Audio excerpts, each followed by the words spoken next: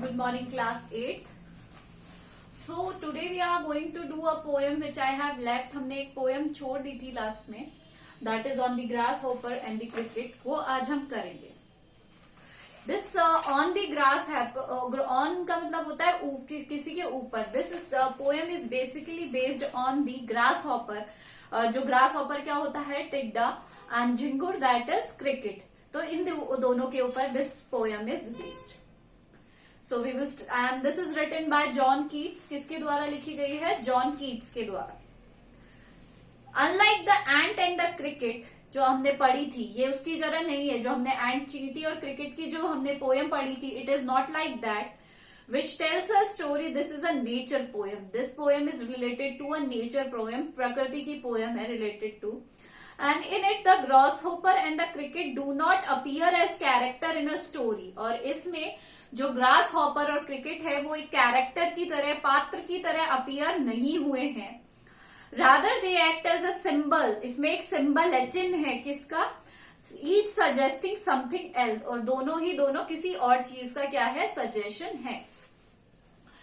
So read the poem. What we are doing, we will read the poem and notice how the poetry of earth keep on thorough summer and winter in a never ending song. How the poetry of the song, जो poet है song, वो किस तरीके से जो winter है, summer को relate करके never ending जो कभी खत्म होने वाला एक उन्होंने song बनाया है. Who sings the song? कौन गाता है? We will study in these. The poetry of the earth is never dead.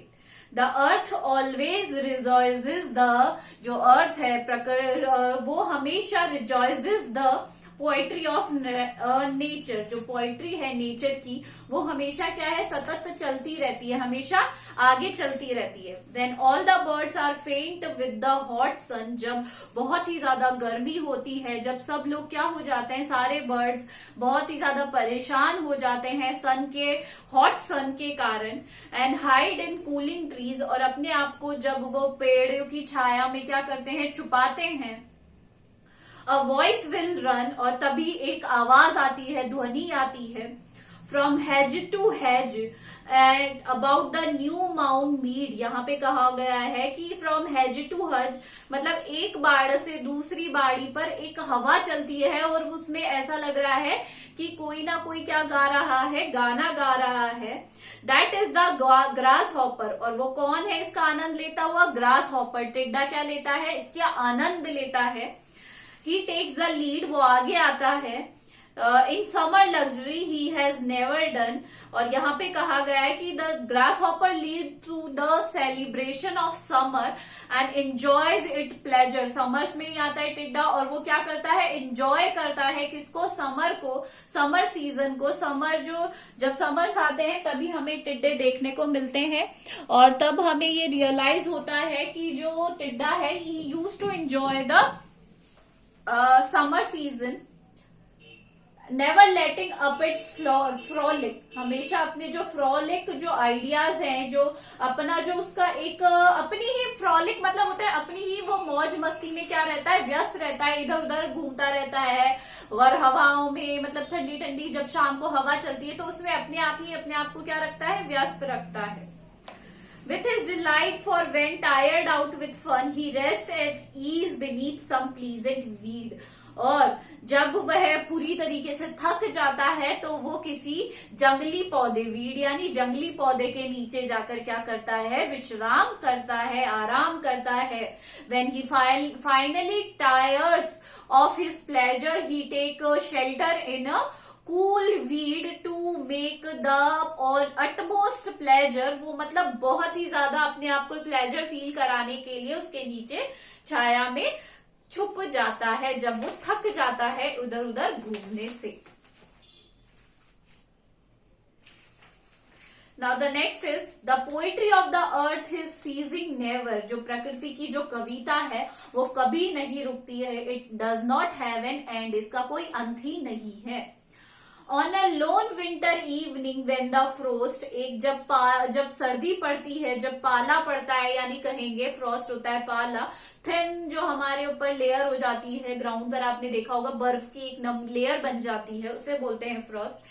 Has wrought a silence, wrought मतलब साइलेंस प्रोड्यूस करती है। यूजुअली क्या होता है, शाम को हम उसमें गर्मियों में तो हम बाहर निकलते हैं, सर्दियों में आपने देखा होगा दिन चिपते ही सब लोग बाहर नहीं निकलते हैं। They hide themselves in the house from the stone their shrills the cricket song in warmth increasing ever। और तब पत्थरों के बीच में से किसकी आवाज आती है, एक झिंगुर की ऊंचे स्वर की आवाज आती है, जो अपने आप ही धीरे धीरे बढ़ती जाती है, कम होती जाती है और बढ़ती जाती है। आपने देखा होगा नाइट्स में झिंगुरों की आवाज आती है क्रिकेटों की, तो वो कब आती है, बेसिकली विंटर सीजन में वो ज्यादा दिखाई देती है। जब एकांत हो जाता है, सन्नाटा हो जाता है, तब वो हमें क्या देती है, सुनाई देती है।